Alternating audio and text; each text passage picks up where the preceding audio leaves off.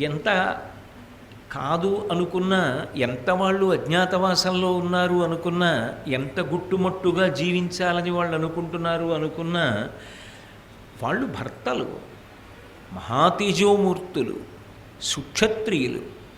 వాళ్ళ కాలం కర్మం కలిసి రాక అజ్ఞాతవాస నియమానికి లోబడి వాళ్ళు బయట పడలేకపోతున్నారు.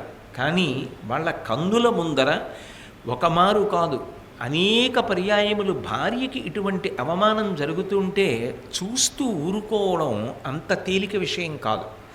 పైగా చంపడానికి తగిన రోషమున్న భీమసేనుణ్ణి చంపవద్దు అని నిగ్రహించి కీచక మరణానికి తగినటువంటి ప్రణాళికా నిర్మాణం చెయ్యవలసి రావడం మరికొంత ఒత్తిడి.